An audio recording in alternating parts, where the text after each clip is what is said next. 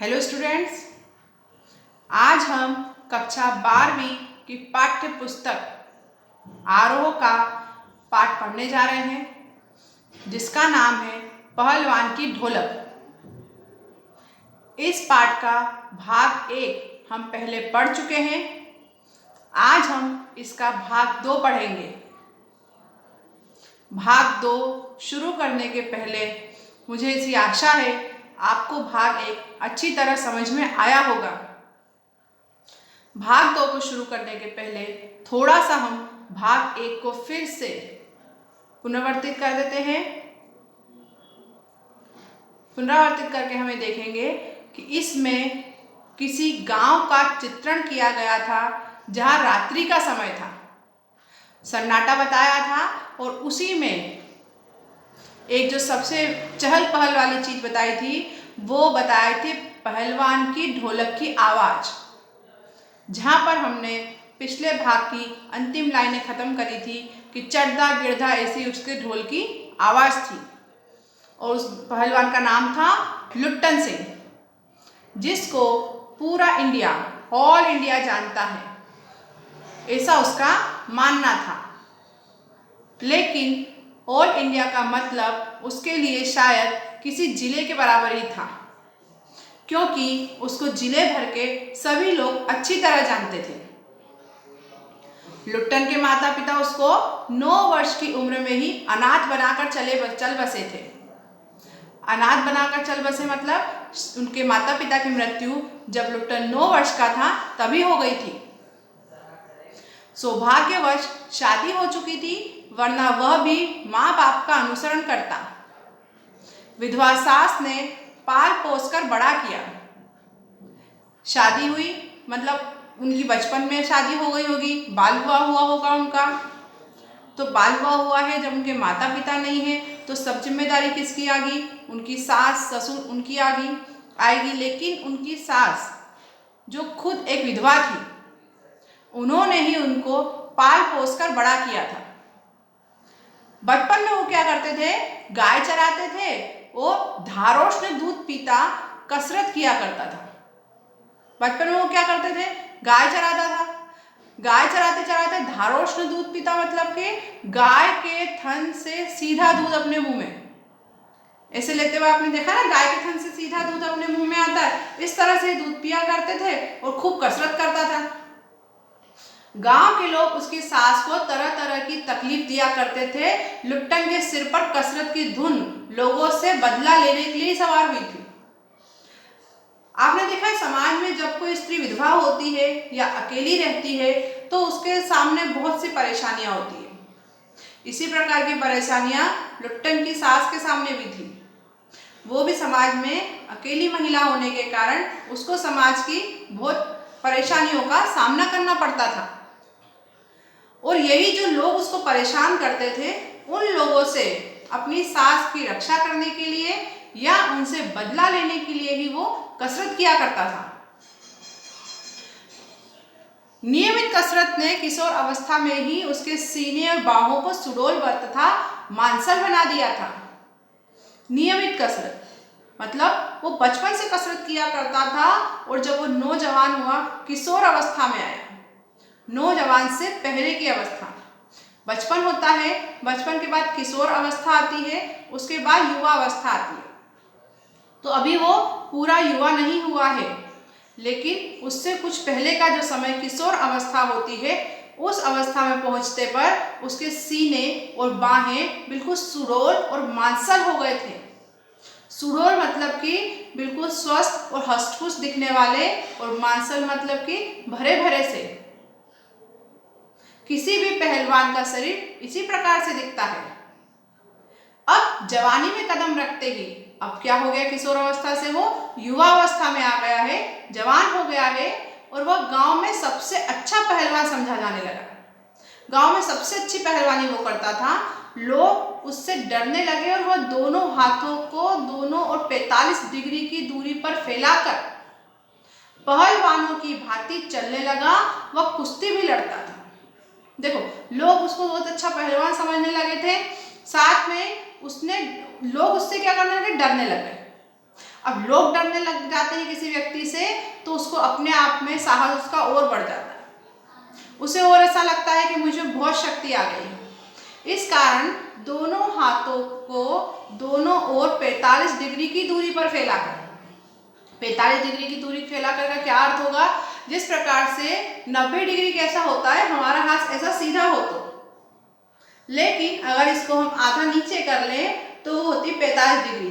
तो आपने देखा होगा कि पहलवान हमेशा ऐसे ऐसे तन कर चलते हैं, तो इस प्रकार से वो अपने हाथों को फैलाकर चलने लगा और पहलवान की तरह चलने लगा और वो कुश्ती भी लड़ता था। एक बार वह दंगल देखने श्यामनगर मेले में गया। पहलवानों की कुश्ती और दांव पेच देखकर उससे नहीं रहा गया।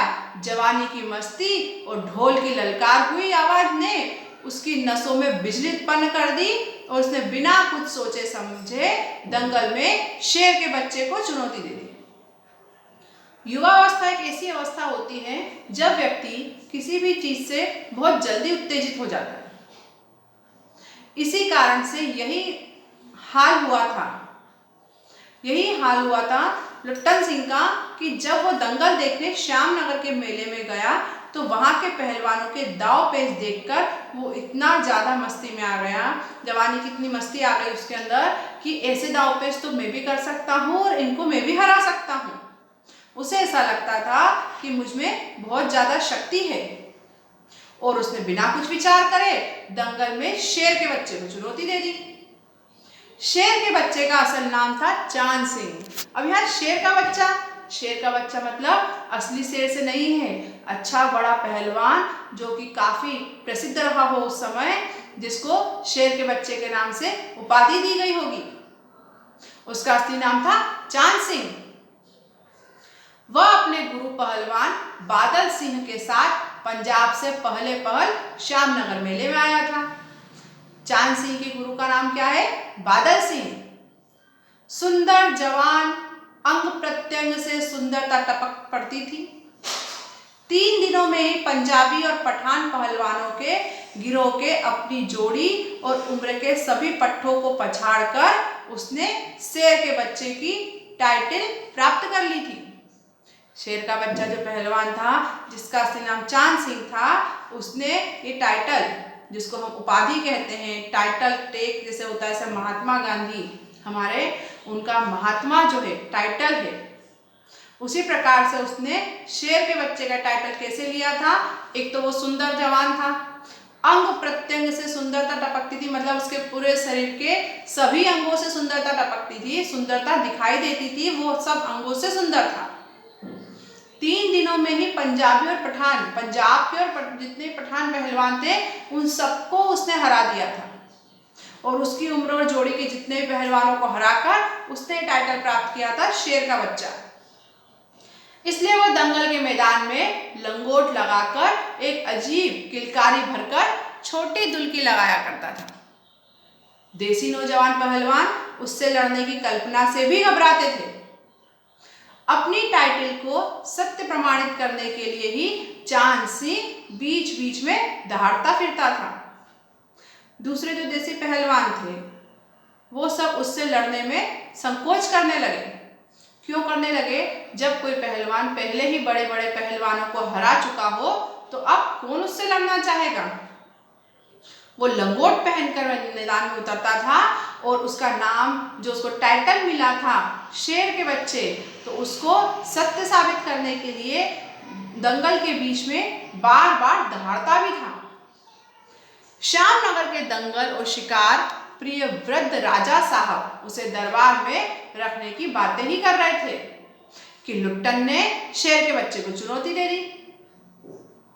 सम्मान प्राप्त चांद सिंह पहले तो किंचित उसकी स्पर्धा पर मुस्कुराया, फिर बाज की तरह उस पर टूट पड़ा।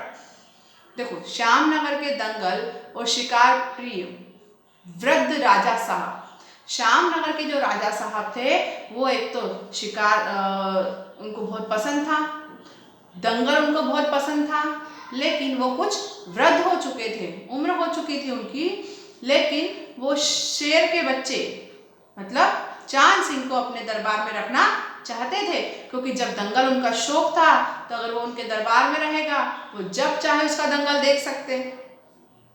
लेकिन इसी के बीच में लुट्टन ने शेर के बच्चे को चुनौती दे दी। अब सम्मान प्राप्त चांद सिंह पहले तो थोड़ा सा मुस्कुराता है कि अब ये मुझसे क्या लड़ेगा, और एकदम से बाज की तेजी से उस पर टूट पड़ता है। बाज की तेजी से टूट पड़ना मतलब अचानक से हमला करना। शांत दर्शकों की भीड़ में खलबली मच गई। पागल है, मरा मरा, वाह रे बहादुर। लुट्टन बड़ी सफाई से आक्रमण को संभालकर निकलकर उठ खड़ा हुआ और पेंतरा दिखाने लगा। राजा साहब ने कुश्ती बंद करवाकर लुट्टन को अपने पास बुलवाया और समझाया। अंत में उसकी हिम्मत की प्रशंसा करते हुए 10 रुपए का नोट देकर कहने लगे, जाओ मेला देखकर घर जाओ। सारे दर्शक शांत खड़े खड़े दंगल देख रहे थे, सब शांत थे, और एकदम से उस शांति के बीच में खलबली मच गई कि एकदम से कोई ऐसी चीज हो जाए कि अरे इसने ये क्या कर दिया, अचानक से इतने बड़े पहलवान को ललकार दिया, अब ये इससे कैसे जीतेगा। कुछ लोग तो उसको पागल है ऐसा बोलने लगे, कुछ लोग बोलने लगे अरे ये तो मर जाएगा ऐसा बोलने लगे, और कुछ लोग बोलने लगे वाह रे बहादुर, इनने कितनी बहादुरी करी कि अपने से बड़े शक्तिशाली पहलवान को भी मारने के लिए खड़ा हो गया। लुट्टन ने बड़ी सफाई से आक्रमण को संभाल लिया। जिस प्रकार से चांद सिंह ने उस पर आक्रमण करा था, उसने बड़ी सफाई से आक्रमण को संभाल लिया और उसके पास से निकल आया।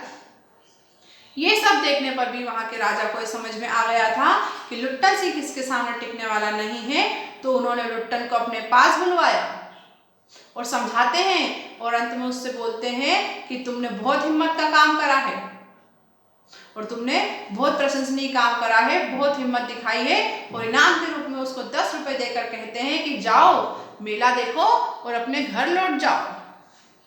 लेकिन लुट्टन कहाँ मानने वाला था। लुट्टन मानने वाला होता तो शेर के बच्चे को ललकारता ही नहीं। वो बोलता नहीं सरकार, लड़ेंगे, हुक्म करो आप, मैं लड़ूंगा। वो बोलते हैं तुम पागल हो, चलो जाओ यहाँ से। मैनेजर साहब से लेकर सिपाहियों तक ने उसको धमकाया। देह में गोश्त नहीं, लड़ने चला है शेर के बच्चे से, सरकार इतना समझा रहे हैं। मतलब मैनेजर साहब जो वहां कुश्ती को करवा रहे होंगे, साथ में कुछ सिपाही लगे होंगे राजा के साथ वहां देख रेख के लिए, उन सब ने उसको धमकाया पहले तो, मतलब डराने की कोशिश करी कि चलो जाओ यहाँ से, डराया धमकाया, लेकिन और उसको ये भी कहा कि देह में गोश्त नहीं, अर्थात उसके शरीर में, तुम्हारे शरीर में तो मांस ही नहीं है इतना, और तुम लड़ना चाहते हो शेर के बच्चे से। जब सरकार तुम्हें इतना समझा रहे हैं, मतलब राजा साहब तुम्हें इतना समझा रहे, कह रहे हैं कि मत लड़ो और घर चले जाओ, फिर भी तुम्हारे समझ में नहीं आ रहा। दुहाई सरकार, पत्थर पर माथा पटक कर मर जाऊंगा, मिले हुक्म, वह हाथ जोड़कर गिड़गड़ा रहा था। वो क्या बोलता है, वो दुहाई सरकार कब लगाते हैं हम लोग, सरकार मतलब राजा से कह रहा है, दुहाई मतलब अपनी गुहार लगाना, अपनी बात बताना, अपनी पुकार उन तक पहुंचाना। वो पत्थर पर माथा पटक के मर जाऊंगा ऐसा बोलता है कि नहीं, मुझे आप हुक्म दो, और हाथ जोड़ के गिड़गिड़ाने लगता है, बोलता आप मुझे हुक्म नहीं दोगे तो मैं तो पत्थर पर सिर पीट के मर जाऊंगा। भीड़ अधीर हो रही थी, बाजे बंद हो गए थे। पंजाबी पहलवानों की जमायत क्रोध से पागल होकर लुट्टन पर गालियों की बौछार कर रही थी। दर्शकों की मंडली उत्तेजित हो रही थी। कोई लुट्टन के पक्ष से चिल्ला उठता था, उसे लड़ने दिया जाए। अब जो पूरी भीड़ पहले ही आक्रोश और भड़दंग हो गई थी, वो पूरी भीड़ अब बहुत अधीर हो गई थी। अधीर मतलब कि हम जिस काम को होता देखने के लिए इतने उत्सुक हो जाएं कि अब हमसे रुका नहीं जाए, अधीर हो गई थी भीड़। बाजे जो बज रहे थे, ढोल ताशे वो सब बंद हो गए थे। मेले में बाजे बजते हैं वो बंद हो गए थे। पंजाबी पहलवान जो कि शेर के बच्चे के समर्थक थे, वो सब गुस्से में आ गए। पंजाबी पहलवानों की जमायत मतलब उनका झुंड का झुंड ये गुस्से में आ गया था, क्रोध में आ गया था, और वो बोलते पागल होकर बिल्कुल गुस्से में पागल हो गए थे। इतना ज्यादा गुस्सा हो गए थे कि लुट्टन को बहुत सारी गालियां देने लगे। लेकिन दर्शकों की मंडली भी उत्तेजित हो रही थी। बार बार वो भी देखना चाह रही थी कि अब क्या हो रहा है। इतने में ही कोई लुट्टन के पक्ष से चिल्लाकर बोलता है, उसे लड़ने दिया जाए। अकेला चांद सिंह मैदान में खड़ा व्यर्थ मुस्कुराने की चेष्टा कर रहा था। पहली पकड़ में ही अपने प्रतिद्वंदी की शक्ति का अंदाजा उसे मिल गया था। मतलब यहाँ ये बताना चाह रहे हैं कि चांद सिंह अब मैदान में खड़ा खड़ा सिर्फ मुस्कुराने का व्यर्थ प्रयास कर रहा था, अर्थात अब वो मुस्कुरा नहीं सकता था, क्योंकि जैसे ही उसने लुट्टन पर हमला किया था, लुट्टन की शक्ति का अंदाजा उसे उसी समय हो गया था और वो समझ गया था कि ये बड़ा ही शक्तिशाली पहलवान है, लेकिन अपनी वाहवाही करवाने के लिए और अपने मिले टाइटल को बचाने के लिए वो व्यर्थ वहां पर मुस्कुराता रहता है। विवश होकर राजा साहब ने आज्ञा दे दी, लड़ने दो। बाजे बजने लगे, दर्शकों में फिर उत्तेजना फैली, कोलाहल बढ़ गया। मेले के दुकानदार दुकान बंद करके दौड़ गए। चांद सिंह की जोड़ी चांद की कुश्ती हो रही है। मतलब सब कुछ बंद हो गया, सब दूर एकदम खलबली थी वो रुक गई है। मेले के सब दुकानदार भी दुकान बंद करके दौड़ते हैं कि चलो हम देखेंगे क्या होने वाला है।